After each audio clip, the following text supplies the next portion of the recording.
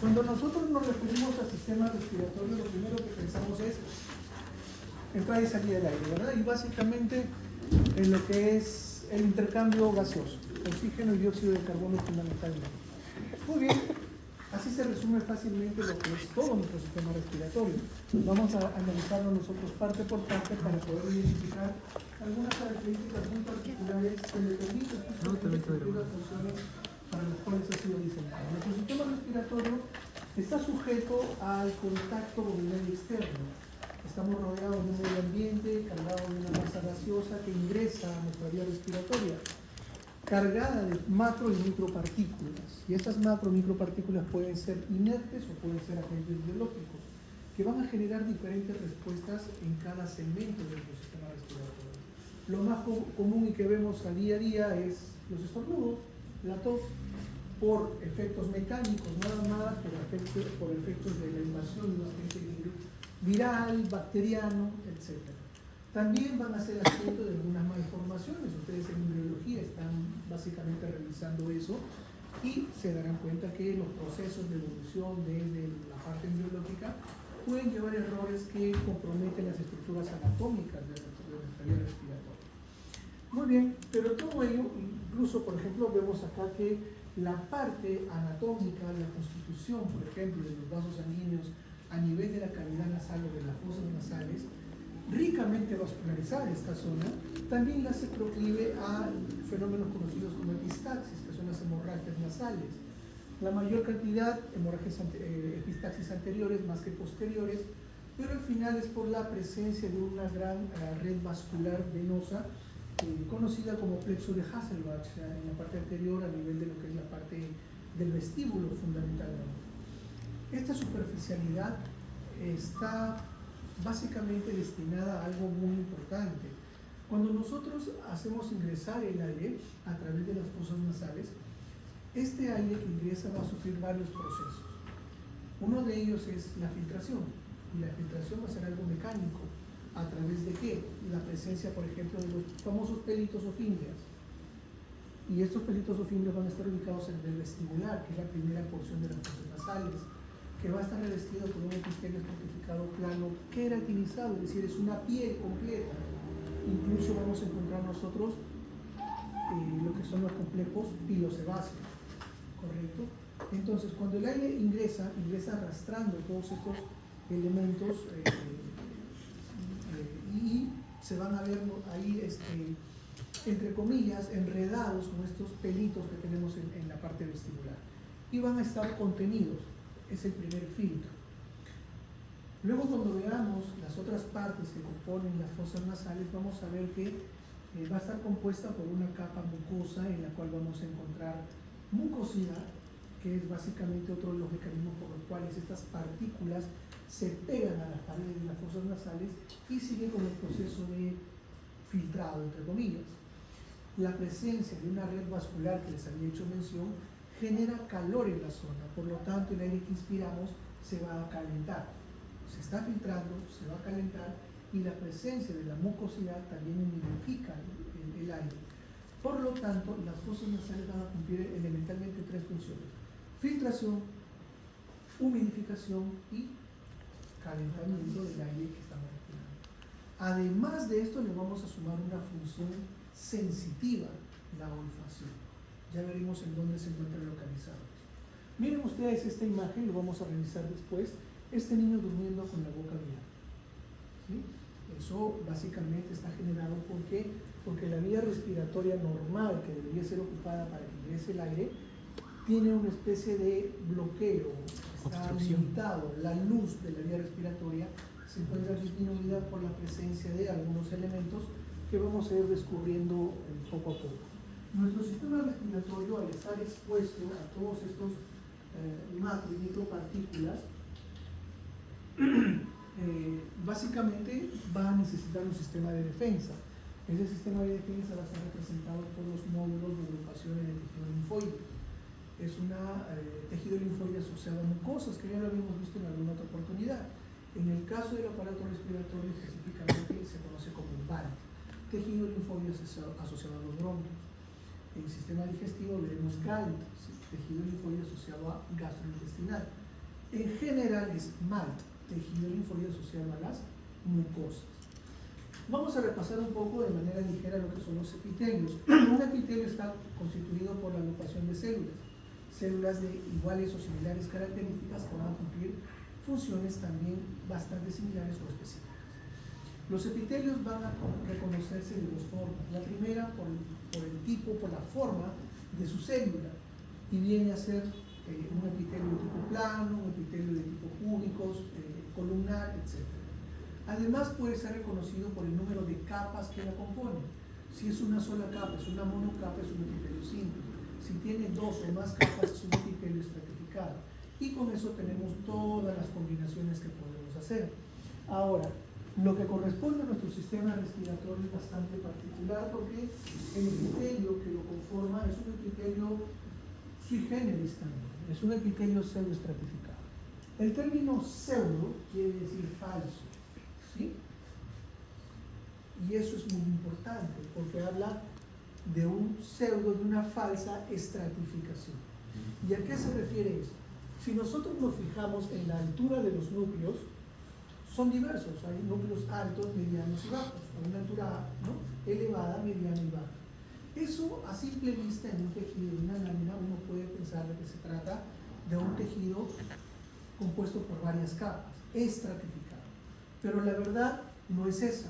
La verdad es que todas las células que componen este epitelio nacen a nivel de la lámina basal, pero no todas llegan a la superficie apical. De manera que son células ubicadas a diferente altura. Por lo tanto, da la impresión que sus núcleos estuviesen o correspondiesen a varias capas. No es así. Es una sola capa de células, pero que las células tienen diferente altura. Por lo tanto, es un pseudoestratificado. ¿Qué más le vamos a agregar? Que como la célula más representativa es cilíndrica, el epitelio será epitelio pseudoestratificado cilíndrico. En la superficie luminal tiene una estructura modificada, los cilios. Por lo tanto, es un epitelio pseudoestratificado cilíndrico ciliado. ¿Qué más tiene como particularidad? La presencia de células caliciformes. Por lo tanto, la denominación completa de nuestro epitelio respiratorio será epitelio pseudoestratificado cilíndrico ciliado con células caliciformes. Completo, nombre y apellido. ¿Sí? Muy bien. Muy bien. Continuamos. Nuestro sistema respiratorio tiene dos componentes fundamentales. Primero, que está compuesta por una serie de tubos o conductos, cuya función principal es la entrada y salida del aire. Y el otro elemento fundamental son los pulmones, órgano específico en donde se va a realizar el intercambio gaseoso. ¿Sí? Por eso tenemos nuestro sistema respiratorio. Todo esto va a cumplir, no son tres funciones, son muchas más, pero principalmente se ponen estas tres: conducir el aire, filtrar el aire y el intercambio gaseoso. Ya vamos a ver zona por zona que son en verdad muchas más. Por lo tanto, nuestro sistema respiratorio entonces está conformado por dos partes: la parte conductora y la parte respiratoria. La primera de ellas está conformada por estas estructuras anatómicas e histológicas: la cavidad nasal, la boca, y así vamos bajando: faringe, laringe, tráquea, lo que vamos a revisar hoy. Y después pasamos a los bronquios principales, secundarios, terciarios y todo el árbol bronquial hasta llegar a los bronquiolos. Ahora, la parte conductora, ¿en dónde termina? En los bronquiolos terminales. Así que es sencillo, se van a acordar. ¿En dónde termina la parte conductora del sistema respiratorio? En los bronquiolos terminales. ¿En dónde comienza? En la cavidad nasal o fosas nasales. La segunda parte respiratoria, donde se da el intercambio gaseoso específicamente, tiene tres elementos constitutivos: los bronquiolos respiratorios, qué curioso, donde se da la parte respiratoria; los conductos alveolares, que son básicamente los conductos que nos van a llevar a los sacos alveolares; y finalmente los alvéolos pulmonares. En todos estos se realiza el intercambio gaseoso. Antes nos acostumbramos nosotros a mencionar de que en los alvéolos se lleva a cabo exclusivamente el intercambio gaseoso. No es así. El intercambio gaseoso se lleva desde los bronquiolos respiratorios. Cuando nos toque hablar de bronquiolos respiratorios vamos a entender por qué. ¿Sí? Ahí vamos a entender por qué. Muy bien. Entonces tenemos esquema y lámina. Esto es el epitelio respiratorio. ¿De qué estamos hablando? Es un epitelio pseudoestratificado. La célula mayor es la cilíndrica, epitelio pseudoestratificado cilíndrico, tiene cilios como estructura modificada en la superficie apical y la presencia de células caliciformes. Eso lo estoy viendo acá. ¿Sí? Aquí está todo, ¿no? Células caliciformes, tenemos las células que son columnares, la modificación de la superficie apical en cilios, tenemos la lámina basal con tejido conectivo, a través del cual van a llegar vasos capilares, vasos sanguíneos, perdón, vasos linfáticos y filetes nerviosos, ¿verdad? Toda lámina basal tiene tejido conectivo y tiene todos esos elementos que les he detallado. Aquí está, microscópicamente y agrandado, tenemos nosotros un epitelio respiratorio. ¿Cuál es la descripción de epitelio respiratorio? Es lo que ustedes tienen que responder. No me van a poner epitelio respiratorio. Me van a colocar toda la descripción del epitelio respiratorio para que lo aprendan y sepan cuáles son los elementos que conforman este epitelio respiratorio. Porque después van a darle sentido a esto. Epitelio pseudoestratificado, cilíndrico, ciliado con células caliciformes, lámina propia. ¿No hay más? Es bastante sencillo. Este epitelio respiratorio va a estar conformado por 6 tipos celulares distintos. En teoría ya lo han revisado. Fundamentalmente tenemos la mayor cantidad de células representadas por las 3 que hemos descrito anteriormente. Las células columnares, que son ciliadas, el 30% de la población celular. Las células caliciformes, también llamadas gloret cell, que producen esta sustancia llamada mucina, que con el agua se transforma en una sustancia mucoide. Las células basales, en un 30%, a partir de las cuales se reproducen el resto de células, son, por así decirlo, las células madre de las demás. Tenemos células en cepillo, llamadas Bruchel también, 3%, células serosas, producen secreción serosa, y también las células de la granulosa, que tienen que ver también con el sistema neuroendocrino. Esos son los 6 tipos celulares, se lo aprenden tanto para teoría como para práctica. Vamos a la primera parte entonces del sistema respiratorio, la cavidad nasal. La cavidad nasal va a estar contenida en esta pirámide que tenemos en la parte anteromedial del rostro, ¿sí? Por fuera está recubierto por la piel completa, es una piel con un epitelio estratificado plano queratinizado, ¿sí? Más hacia la profundidad, tejido celular subcutáneo, vamos a tener también componentes musculares bastante delgados y pequeños, vamos a tener el componente osteocartilaginoso y más hacia la profundidad lo que es la mucosa, ya en la pared de la misma fosa nasal o cavidad nasal.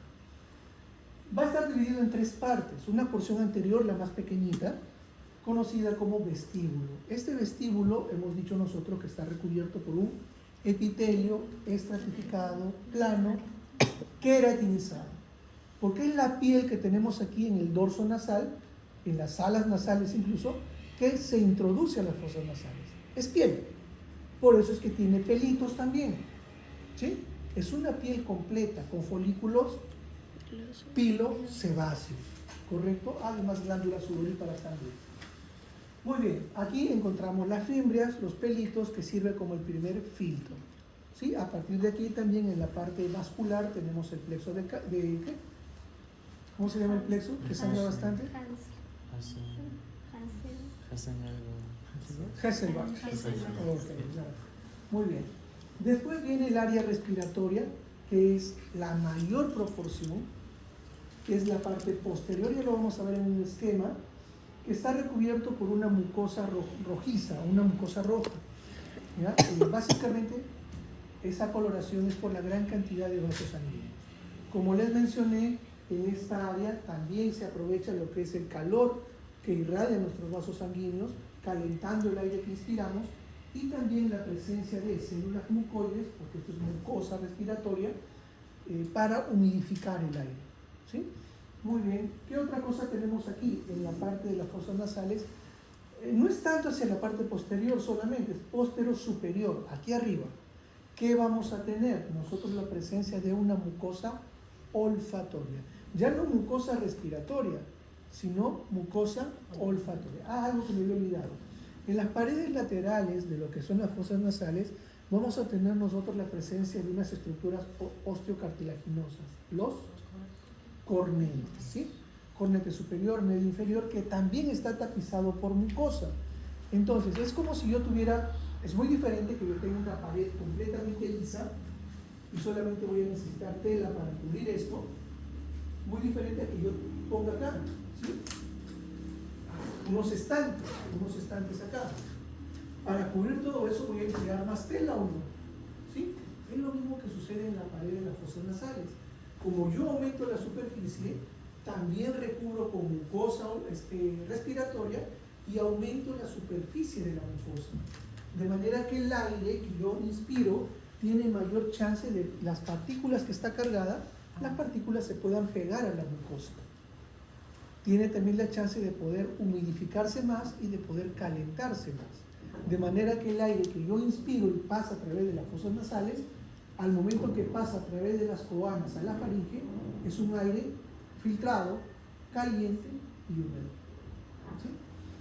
Una parte del aire va hacia la parte superior, posterior superior, y llega al área olfatoria. Aquí se cumple lo que es el sentido del olfato. Se inicia lo que es el recorrido del sentido del olfato.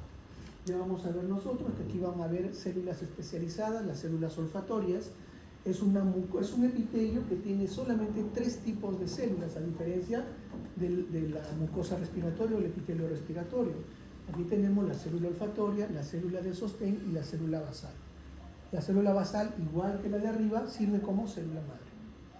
La célula olfatoria es una célula sensitiva, especializada, que tiene características muy especiales y que en la superficie, justamente después de generar una especie de ampollita, tiene ramificaciones. Las ramificaciones tienen la facultad o la función de extender la capacidad de reaccionar a todas esas partículas odoríficas que se encuentran libres en el medio ambiente y que a través de las fosas nasales han llegado a impregnarse a esta porción olfatoria, a la mucosa, que es una mucosa amarilla. Por eso se le llama pituitaria amarilla, a diferencia de esta pituitaria roja. ¿Ok? Muy bien. Aquí se inicia todo lo que es la fase de lo que es el sentido del olfato, ¿sí? Aquí estas células olfatorias atraviesan sus filetes nerviosos, atraviesan la lámina cribosa del hueso etmoides, llegan a lo que es la conformación del bulbo olfatorio, primer par craneal. Ahora, el sentido del olfato aprovecha estas fibras nerviosas, estos elementos, estos componentes, pero lo que realmente sucede es que en la zona olfatoria es solamente una reacción química producida cuando las moléculas odoríficas llegan a la mucosa y generan esta reacción química que después va a generar un impulso nervioso a través de las células olfatorias. Estas van a llevar a través de todo lo que es el bulbo olfatorio a las zonas olfatorias de mi cerebro, en donde a partir de las experiencias previas resultará para mí un aroma al cual yo tenga acceso, una sensación favorable o desfavorable, agradable o no. Podré decir, para mí huele bien, para mí huele mal. Y es muy independiente a lo que otro de ustedes pueda sentir o percibir. ¿Sí? De repente por ahí caminando, huelo un perfume que me evoca hace 30 años y me recuerda pues a la enamorada de la secundaria. Ella olía esto. Es un recuerdo que yo viví. Si alguien de aquí, varón, lo huele, no le va a significar nada, ¿no? Depende de las experiencias que nosotros vivimos. Hay personas que para algunas tienen un aroma natural agradable y hay otras que se acercan a esa misma persona y no me es agradable. Las partículas odoríficas son las mismas, pero yo lo percibo de una manera y ustedes lo perciben de manera distinta. Y cada una de esas reacciones evoca. Por eso es que tenemos varias zonas que se interrelacionan y generan la sensación del olfato. Si yo les dijese a ustedes, por ejemplo, van a llegar a su casa esta noche y van a tener que decidir entre los 5 sentidos que tienen. Señoritas, solamente tienen 5, no tienen 6. 5 sentidos nada más. Y tienen que elegir de esos 5 quedarse con uno solo. ¿Cuál es? La visión, ¿sí? Igual. ¿A usted? La visión, ¿usted? Visión, ¿no? Por allá. ¿Alguien da más, alguien da menos? Visión. Audición. Qué curioso, en los otros grupos algunos me mencionaron el gusto y el olfato, ¿no? Además de visión y todo lo demás. Gusto y olfato son una mala elección para quedarme con alguno de ellos. ¿Por qué? Porque están relacionados ambos.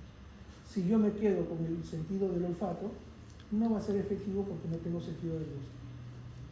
Si me quedo con sentido del gusto, no va a ser tan efectivo porque no tengo olfato. Los dos se complementan.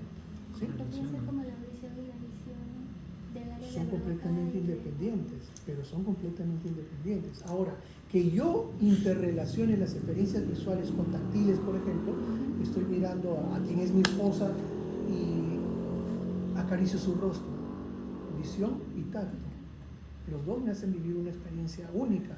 Si yo le sumo el aroma de mi esposa, más aún, pero es experiencia propia, ¿no? La mayoría, cuando se hacen estos estudios de qué sentido te quedaría si tienes que escoger, dice la visión, la mayoría. Cada uno tiene sus propias inclinaciones, digamos, pero la mayoría dice la visión. Ese sentido de poder tener apertura hacia el resto de lo que nos rodea es muy importante.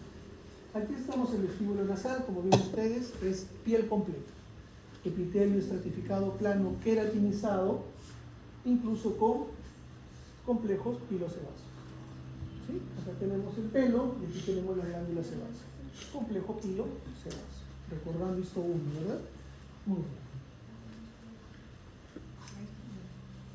Y aquí tenemos el epitelio respiratorio. ¿Sí? Ya no estamos en vestíbulo, estamos en la zona respiratoria, ¿verdad? Epitelio estratificado, cilíndrico, ciliado, con células calciformes. Perfecto. Lámina propia con tejido conectivo. ¿Sí? Además, es bastante sencillo. En las fosas nasales, o en la cavidad nasal en general, tenemos los componentes epitelio respiratorio, lámina propia, glándulas seromucosas. En el aparato respiratorio, salvo un lugar, vamos a tener glándulas mixtas. ¿Ya? Las glándulas mixtas tienen un componente seroso y un componente mucoso. Vamos. Sí, claro que sí, y esto es la parte de los cartílagos. ¿Tenemos cartílago o no? Aquí está, cartílago. Muy bien, vamos a ver. Glándula seromucosa, acuérdense que aquí está. ¿Sí? Todo esto es una glándula, ¿sí? Y miren ustedes, estos son los conductos, por aquí voy a vertir. Todo esto es una glándula seromucosa. Vamos a ver por qué es seromucosa. Y aquí vemos también que tiene sus conductos. Es una glándula exocrina. Todo lo que produce a través de los conductos lo tiene que liberar hacia la luz, ¿verdad? Muy bien. Componente seroso, es este de acá que parece media luna. El citoplasma es granular, por eso se tiñe color rojo, intenso. Los núcleos son basales. Y miren aquí, el otro componente, el citoplasma es más amplio, pero es un citoplasma claro, un rosado pálido, por la presencia de la mucina, el moco. ¿Sí? Bueno, la mucina, más agua es moco.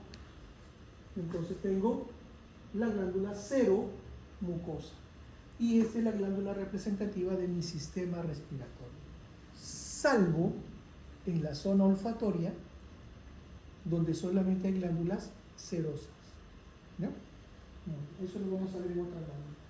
Resto, tejido conectivo, algunos capilares, capilares sanguíneos, vasos linfáticos también. Aquí está esquemáticamente lo que hemos venido refiriendo. ¿Sí? Los cornetes, que están revestidos también de mucosa olfatoria, mucosa respiratoria, hacia arriba, aquí la mucosa olfatoria, que recubre no solamente el techo, sino también la parte superior del cornete superior. Es una pequeña área comparado con el resto, ¿no? Entonces, filtra, humedece, calienta, recircula el aire, porque estas estructuras anatómicas generan un remolino de aire, de manera que el aire tiene mayor tiempo de exposición al calor, a la humedad y a la filtración, antes de pasar por las coanas hacia la nasofaringe. Bueno, acá arriba, hueso Etmoides, con su lámina cribosa, por donde van a pasar los filetes nerviosos, lo veremos después. Paladar duro, que sirve como techo de la cavidad bucal y como base de la fosa nasal. Listo, vamos. La mucosa de las fosas nasales. Lo curioso de esto y lo que debemos aprender acá es que es ricamente vascularizado, ¿sí? La cantidad de vasos sanguíneos que tiene, por eso es que sangra con bastante facilidad, ¿no? Este es lo que está rodeando lo que es la parte de los cornetes y todo eso. Esquemáticamente lo que se ha explicado es esto. El aire ingresa a través de las fosas nasales con las fingras, se filtra, llega acá a la parte respiratoria, la mucosa respiratoria, donde se encuentran estas estructuras anatómicas que permite que el aire se distribuya por completo, recircule, se caliente, se humedezca, se filtre y pase a la nasofaringe. Hacia arriba tenemos nosotros la parte olfatoria, con las células olfatorias especializadas inmersas en la pituitaria amarilla, cuyos filetes llevan el impulso nervioso hacia el bulbo olfatorio y de allí a todo lo que es el nervio olfatorio, primer párpado. Esta es la mucosa olfatoria. También es un epitelio pseudoestratificado cilíndrico ciliado, pero está compuesto, no tiene células caliciformes, está compuesto por 3 tipos celulares fundamentales: las células olfatorias, las células de sostén o sustentaculares y las células basales. Esta es la lámina propia en la cual vamos a encontrar nosotros filetes nerviosos y glándulas. Glándulas. Los filetes nerviosos serían los rosaditos, los más claritos, ¿no? Sí, filetes nerviosos. El resto tenemos glándulas que tienen un nombre propio, así como sus conductos también. Son las glándulas de Bowman. ¿De qué naturaleza? Serosas, ¿ya? Luego, ¿aquí qué tenemos? ¿Qué? Músculo. ¿De qué tipo? Liso. Descríbeme una célula muscular lisa. ¿Cómo es la célula muscular lisa? Alargada, fusiforme, ¿sí? Los extremos delgados, el centro más grueso, con un único núcleo en la parte central. No es músculo liso. ¿Qué es?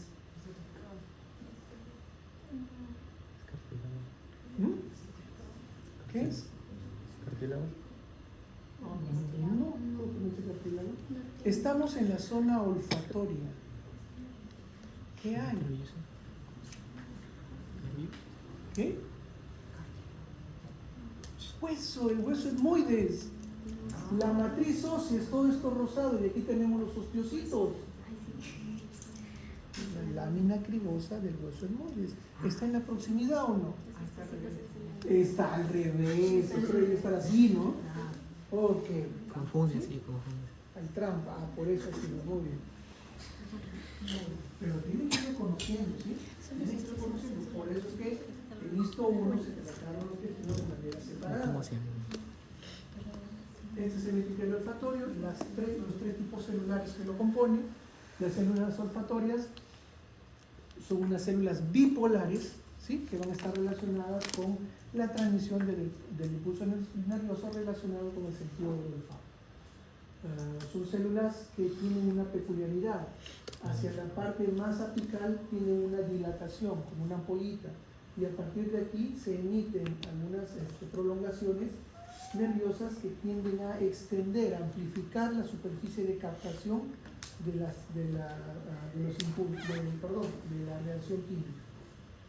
Las células de sostén o sustentaculares, como ustedes lo ven, son células de este tipo. La superficie apical es más ancha y la superficie basal es más delgada, pero atraviesan por completo el epitelio. Y las células basales, que son las células madres, son más pequeñas, el núcleo también está hacia la zona basal. Solamente 3 tipos celulares, se lo aprenden porque viene el examen, ¿no? Esta lámina de la parte hacia abajo no es buena, pero en la parte de arriba sí podemos encontrar aquí la diferenciación de los tipos celulares, incluido las células basales en un epitelio olfatorio. Arriba tenemos Los cilios. células ciliadas, ¿verdad? Se ven bastante abundantes células ciliadas. Esto no me convence. Aquí, por ejemplo, puede ser una glándula de Bowman, ¿sí? Pero muy borroso, no es una lámina para examen definitivo. Y esta sí se la tienen que aprender, ¿sí? Esto es un epitelio olfatorio. Aquí están las tres células, miren.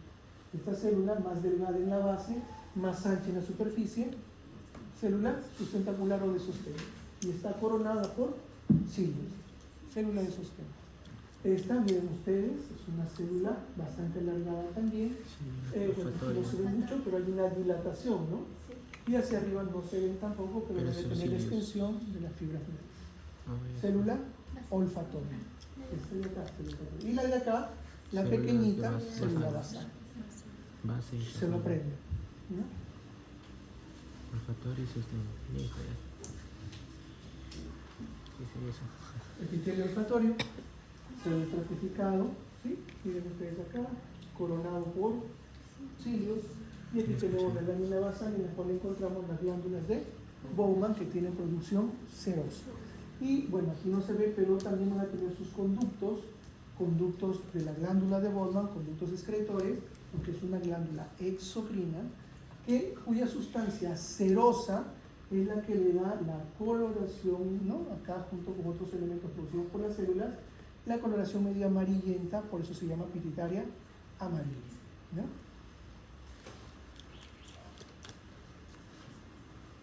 Aquí está un poquito más claro, ¿sí? Tenemos aquí las glándulas de Bowman y aquí vemos nosotros, miren cómo los conductos atraviesan el epitelio desde la lámina basal, atraviesan el epitelio para llevar la secreción serosa a la luz, ¿no? Hacia la parte de la mucosa. Lo mismo, aquí vamos a tener filetes nerviosos. Aquí, filetes nerviosos, glándulas de Bowman, conductos, y aquí también conductos. ¿Cuál era el nombre? Las glándulas de Bowman. ¿Cuál era el nombre? Estas de acá. Ah, Las que no tienen luz. Estos filetes nerviosos, miren ustedes, presencia de luz. ondeado. Presencia de que las que no tienen luz son las de Bowman. Esto es capilar. Esto es capilar sanguíneo, miren ustedes las células endoteliales, cómo se ponen un poquito más rechonchitas conforme se va haciendo el vaso sanguíneo más pequeño. ¿Cómo? Por el humo. Esto, pero en la luz, mira, en la luz que veo, las células endoteliales. Tiene Vasos sanguíneos. ¿Sí?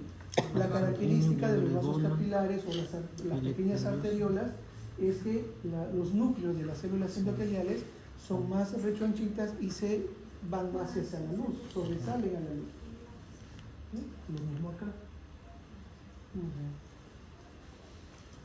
Puedes subir rápido el video para destruir. Esquemáticamente comparamos epitelio respiratorio y epitelio olfatorio. Los dos son epitelios pseudoestratificados cilíndricos ciliados, los dos. Esta tiene 6 células, 6 tipos celulares, y esta solamente 3, incluyendo las células especializadas sensitivas, que son bipolares. Miren ustedes, esta parte del filete nervioso también atraviesa lo que es la lámina basal y después atraviesa también los orificios de lo que es la lámina acribosa, ¿no?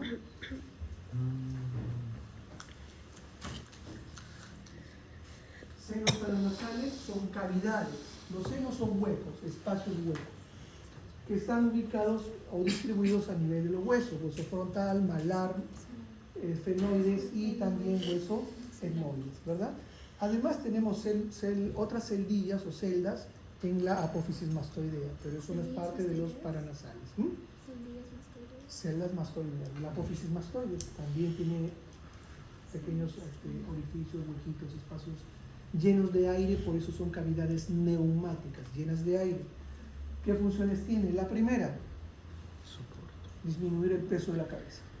¿Sí? Si fuéramos hueso compacto, nuestra cabeza pesaría más.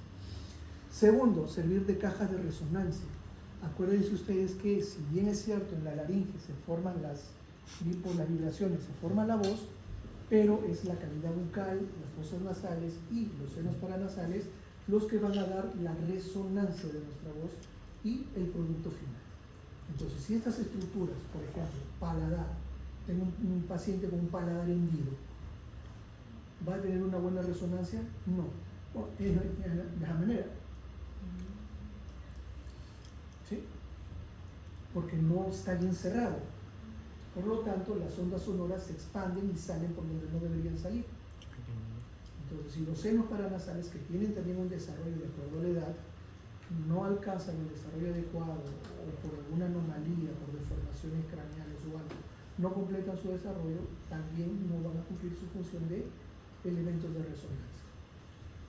Va a estar conformado por un epitelio respiratorio, es mucosa de tipo, epitelio de tipo senoestratificado, cilíndrico ciliado con células caliciformes. Aquí tenemos una lámina propia y seguido que tenemos, nuevamente hueso. Hueso frontal, hueso esmoidal, lo que ustedes quieran, pero es hueso. ¿No? Una situación más. Como este epitelio es continuidad de las fosas nasales, tiene algo bueno y algo malo. Lo bueno, al revestir justamente, calienta mucho más la zona, sirve de cámara de resonancia y todo lo demás. Lo malo es que si hay un proceso inflamatorio o infeccioso a nivel de las fosas nasales, de la mucosa de las fosas nasales, puede extenderse también a los senos paranasales. Si toma o complica un seno paranasal, estamos hablando de una sinusitis. Pero si toma todos, estamos hablando de una pansinusitis. Cada una de ellas es más complicada, ¿no? Tanto así que algunos pacientes, por ejemplo, que tienen sinusitis crónica, llegan a sentir que están oliendo excremento. ¿Sí? Excremento, huele feo porque es pus que está pudriéndose, putrefactándose en los senos paranasales. Pasan, pueden estar en un jardín de rosas, de jazmines, y están oliendo excremento, ¿no? Por la sinusitis. Nasofaringe, siguiente porción, va a estar, digamos, formada por tres partes a su vez: la nasofaringe, la orofaringe y la laringofaringe. La nasofaringe se continúa de las fosas nasales a través de las coanas. Va a tener participación aquí de tejido linfoide y se conoce como amígdala faríngea o más comúnmente llamado adenoides. ¿Se acuerdan de la imagen del niñito con la boca abierta? ¿Sí? ¿Por qué sucede eso? Las adenoides es un tejido linfoide, va a reaccionar, ¿verdad? Y puede generar una hipertrofia de ese tejido linfoide. Crecen las adenoides y al crecer las adenoides cierran el espacio por donde ingresa el aire. ¿Ok? ¿Qué pasa si yo la amenazo y le digo, te voy a tapar la fosa nasal? Por la boca. Me río, tapónmela, ¿no? Comienzo a respirar por la boca. ¿La boca está capacitada para la respiración? No. No. ¿Sí? No está capacitada. No filtra, no calienta, no humedece. Pero me sirve para respirar. ¿Correcto? Ahora, un niño que no puede respirar por las fosas nasales, ¿qué va a hacer? Boca abierta. Y va a dormir con la boca abierta. Y eso va a generar que el paladar, que está todavía formándose, no sea rígido, no sea plano. El paladar duro se torna cóncavo y eso deforma la cavidad bucal, altera la estructura de tu formación dentaria y tiene consecuencias posteriores. ¿Todo por qué? Porque está hipertrofiada las adenoides. Retire las adenoides y soluciona el problema, pero haz parte quirúrgica. El epitelio que recubre a la nasofaringe es la continuidad del epitelio respiratorio, senoestratificado, cilíndrico ciliado con células caliciformes. Vamos a la orofaringe. El epitelio que recubre la cavidad oral es un epitelio estratificado plano no queratinizado. Por lo tanto, la orofaringe tendrá un epitelio estratificado plano no queratinizado. Cambio. Epitelio respiratorio a epitelio plano estratificado.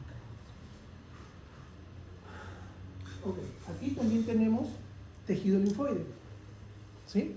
Pero esto es mucho más complejo todavía, porque hay un anillo. ¿Cómo se llama ese anillo?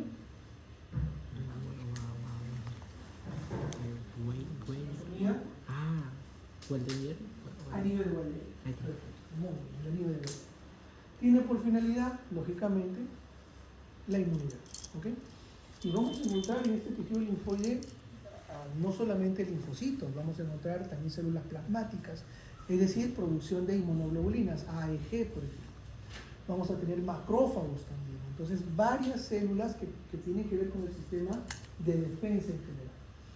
Muy bien, lo importante de esta zona es que aquí hay una división entre lo que es la fase consciente y la fase inconsciente de la deglución. De hecho, esta parte de la faringe es común a la vía respiratoria y a la vía digestiva. ¿Correcto? Mientras tú masticas, mientras tienes el bolo alimenticio en tu cavidad oral, eres consciente de lo que está pasando, porque tú masticas. No es que tu cerebro indique masticar y tú estás inconscientemente, no. La masticación es un hecho consciente. El movimiento de la lengua, la formación del bolo alimenticio es consciente. Una vez que el bolo llega al istmo de las fauces y va a caer hacia la parte posterior, se transforma en una situación o un mecanismo inconsciente e involuntario. ¿Sí? Una vez que cae. ¿Qué puede producir eso cuando pasas mal? ¿Ok? Pasa acá. Inmediatamente ya cambiamos nosotros y esa fase inconsciente desencadena algunas reacciones y movimientos en algunas estructuras cartilaginosas, como por ejemplo la siguiente, la laringe. La laringe va a tener varios cartílagos, algunos pares y otros impares, de diferente naturaleza, fibrosa y hialina, o elástica, perdón, y lo que va a generar es que la epiglotis, el cartílago más, digamos, de mayor importancia, genere esto, ¿no? El epiglotis es como una lengüeta.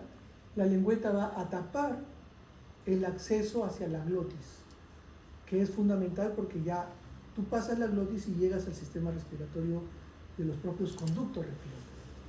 Entonces tapo eso y hago que el bolo alimenticio se vaya hacia atrás. ¿Qué hay detrás de la tráquea? El esófago, ¿sí? Entonces ahí pasa el bolo alimenticio. Si no hay esta correlación, el bolo alimenticio o cualquier cuerpo extraño puede pasar a la vía respiratoria, afectando lógicamente. Si te lo bloquea, te puedes hasta morir, pero depende del tamaño del cuerpo extraño. ¿Ok? Muy bien, vamos a ver más. Y también esta zona de la faringe se llama cabo o epifariente. Ahí tenemos el tejido linfoide asociado a las mucosas, ¿sí? Aquí arriba tenemos la mucosa, por eso es tejido linfoide asociado ¿a qué? A la mucosa. Okay. Entonces, como estamos en sistema respiratorio, ya no va a ser tejido linfoide asociado a mucosas, sino tejido linfoide asociado a bronquios. Cuando veamos sistema digestivo, tejido linfoide asociado a gastrointestinal. ¿Ya? Aquí es BALT. En términos generales, como todas son mucosas, MALT. Tejido linfoide asociado a mucosas. Ahí es donde les digo que hay linfocitos T, linfocitos B, células plasmáticas que liberan inmunoglobulinas y también macrófagos. La laringe es un órgano cartilaginoso, mayoritariamente, y va a tener en general un revestimiento de tipo respiratorio. Le digo en general porque hay una parte en la cual encontraremos epitelio de revestimiento, epitelial, estratificado, no queratinizado. Va a estar compuesto de básicamente un epitelio respiratorio, una submucosa media rara que no existe, en la cual vamos a encontrar la distribución irregular también de glándulas seromucosas, y después vamos a encontrar el componente cartilaginoso, ¿sí? Eso es lo fundamental. Doctor, ¿podría volver a explicar una lámina anterior? ¿La lámina anterior? ¿Uno o dos? No, la anterior. Es una. ¿Sí? Sí. Ok. Aquí tenemos el epitelio, ¿verdad? Epitelio respiratorio. Epitelio y lámina propia. La lámina propia, como vemos acá, está ocupada por tejido linfoide. Células, linfocitos tipo T, linfocitos B, que se activan y son los plasmocitos, y por lo tanto, si están activos, van a generar inmunoglobulinas, A, E, G, principalmente. Vamos a encontrar macrófagos también, y esto está a la disposición de todo el sistema respiratorio, porque es un sistema que está expuesto a todos los elementos que pueden ingresar. Esto está distribuido a lo largo de todo nuestro sistema respiratorio. No es que ocupe completamente todo, hay agrupaciones, ¿sí? Hay zonas en las cuales van a estar concentradas el tejido linfóide. Como está asociado a la mucosa, tejido linfoide asociado a mucosa en general, porque la mucosa está en el sistema respiratorio, en el sistema urinario, en el sistema digestivo, ¿no? Como estamos nosotros específicamente en el sistema respiratorio, ya no es un tejido linfoide asociado a mucosa, sino tejido linfoide asociado a bronquios. Así se le dice, a pesar de que está desde la parte nasal. Tejido linfoide asociado a bronquios. ¿Ya? Si estamos en el sistema gastrointestinal, tejido linfoide asociado a gastrointestinal. El famoso GAL con G de gastrointestinal, el famoso BALT con B de bronquios y el famoso en general MALT M por mucosa. Es lo mismo, tejido linfoide. ¿Quedó más claro? Como está asociado a la mucosa, está en la proximidad, por eso se dice tejido linfoide asociado a la mucosa.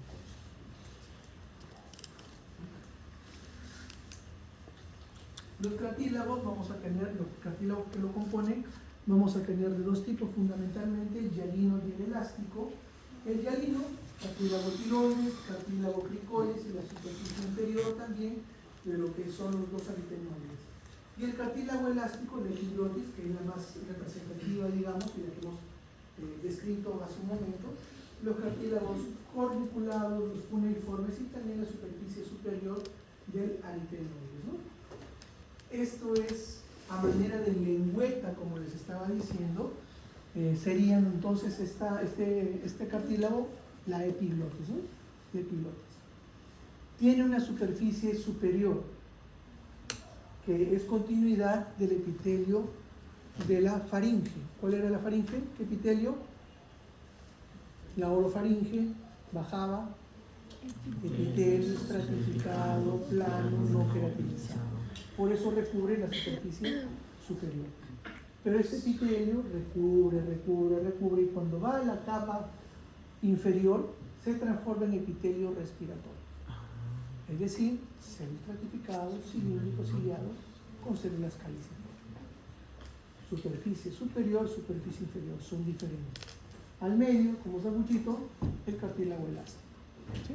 Epiglotis. También habrán componentes glandulares, aquí está mejor todavía. El epitelio estratificado plano no queratinizado, que le da la vuelta completa. Hay una porción todavía con epitelio estratificado plano no queratinizado y se transforma finalmente en un epitelio respiratorio, ¿sí? Esto es el epiglotis, la parte superficial, ¿sí? Epitelio estratificado plano no queratinizado, recubre la parte superior, sigue avanzando y poco a poco se transforma, acá todavía es estratificado plano no queratinizado, miren, y se va transformando, pasa a ser un epitelio netamente respiratorio, pseudoestratificado, cilíndrico, ciliado con células caliciformes. ¿Qué más tiene? Glándulas seromucosas mixtas, cartílago elástico, elástico. Nuevamente glándulas seromucosas. No se confundan, por favor, ahí se le ha dado la lista de los cartílagos que son hialinos y cartílagos elásticos. Algo importante también en la laringe, dijimos que era el órgano de la fonación, aquí se produce por vibración de las cuerdas los diferentes sonidos, ¿verdad?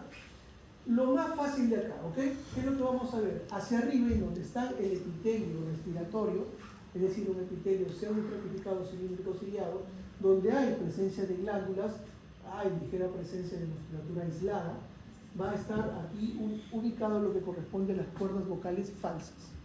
Las cuerdas vocales verdaderas van a estar en relación a la presencia de un epitelio estratificado plano no queratinizado y a la proximidad del músculo vocal, que es un músculo estriado esquelético, no es liso, es esquelético. ¿Okay? Y eso es básicamente. Epitelio estratificado plano no queratinizado, cuerdas verdaderas. Epitelio pseudoestratificado cilíndrico ciliado con células caliciformes, cuerdas vocales falsas. Bueno.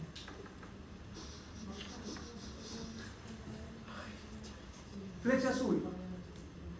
¿Cuerdas vocales verdaderas o falsas? Azul. ¿Por qué? ¿Qué epitelio es? Epitelio cilíndrico. No. Pseudoestratificado, cilíndrico, ciliado, es un epitelio estratificado, plano, no queratinizado. Cuerdas vocales verdaderas. ¿Y qué no vas a hacer? ¿Qué es? ¿Asociado a qué?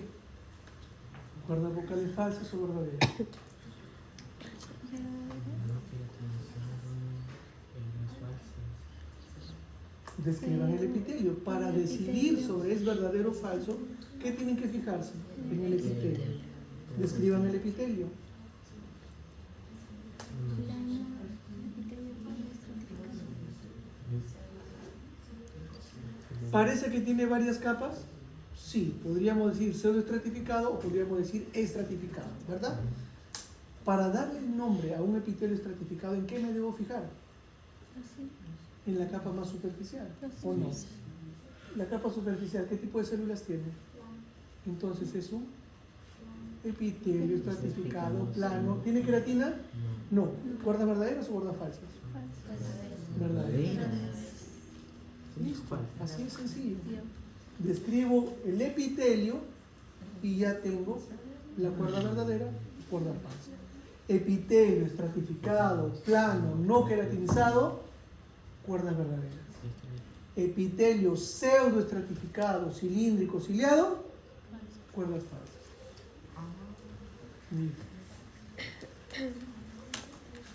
Y después en la profundidad se ven las glándulas seromucosas o no. ¿Sí? Perfecto. Aquí se ven. Miren, aquí están las glándulas seromucosas y aquí tenemos, esto es un conducto glandular, un epitelio estratificado, ¿no? ¿Qué es eso? Filete de gusto me separado. Es plano, así que es epitelio. Los cilios acá. cuerdas Claro. vocales. Claro, está ciliado. Si es ciliado, ¿qué es? Pseudoestratificado, cilíndrico, ciliado.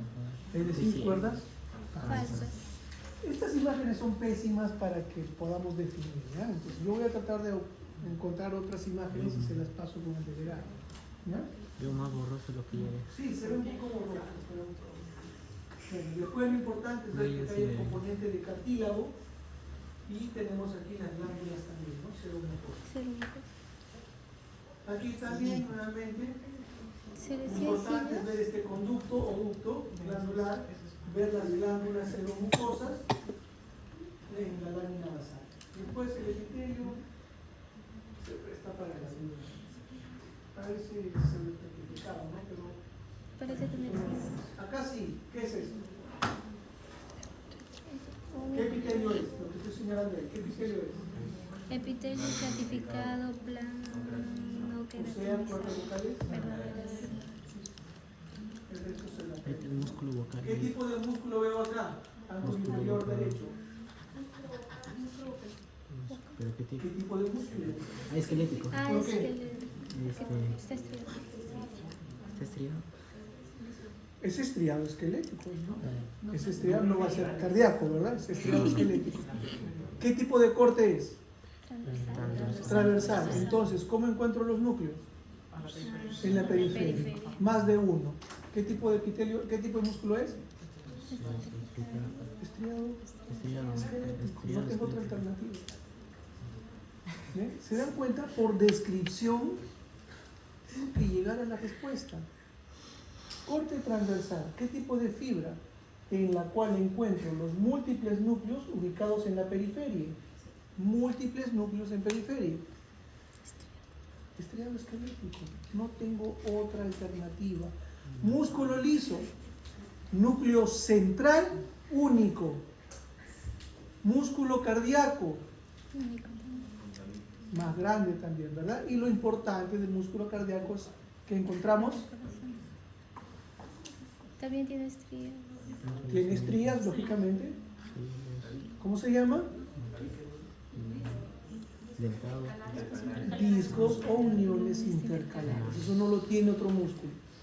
Son ramificadas, ¿verdad? Los bracitos, tómame la mano.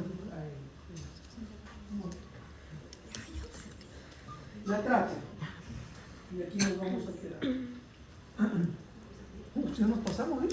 Pero hay 5 minutos, ¿ya? La tráquea es un conducto o tubo que tiene una estructura semirrígida que va a estar proporcionada, ¿por qué? Por el cartílago. Sí, está formado por anillos.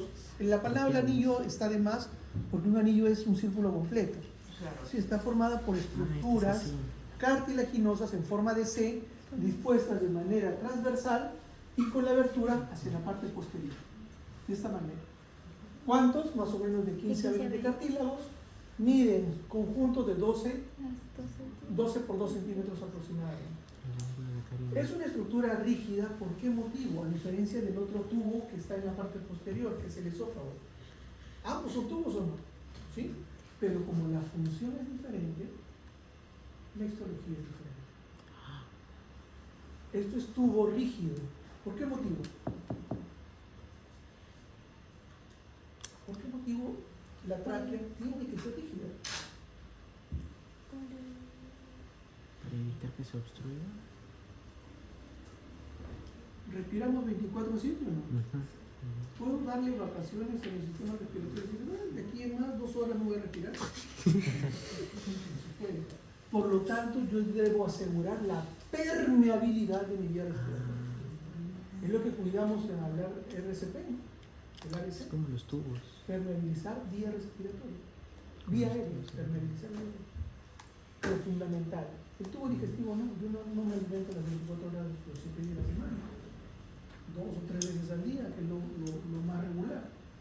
Y para eso necesito los movimientos peristálticos, no necesito que el tubo esté distendido. ¿Ves? Entonces, las funciones son distintas porque la base histológica es distinta. Luego, a nivel de la carina, se va a dividir en 2 bronquios, principales, primarios o extrapulmonares. ¿Sí? Una vez que los bronquios primarios ingresan a través del hillo pulmonar al pulmón, se dividen en bronquios secundarios o lobulares. 3 a la derecha, 2 a la izquierda. Y después, una tercera división, los bronquios terciarios o segmentarios, porque van a cada segmento de cada lóbulo pulmonar. Y así sucesivamente hasta ver todo lo que viene la semana próxima. Corte transversal a nivel de la tráquea y el esófago. Tráquea hacia adelante, esófago central. ¿Ven ustedes la diferencia? Los dos son tubos. Pero si su función es distinta, su constitución histológica tiene que ser distinta. Así que vemos, la luz tiene que estar permeable todo el día para que el aire entre y salga con facilidad. Mucosa, aquí tenemos el componente glandular, ¿sí? Y después tenemos la adventicia que incluye la parte del cartílago. Entonces acá tenemos, miren, una C o no, con la apertura en la parte posterior, pero no es que esté abierto. Aquí tenemos nosotros ligamentos y también componente muscular liso, el músculo traqueal. Por lo tanto, esto está sellado, no se comunica uno con otro. Si no, tendríamos comida acá y aire acá.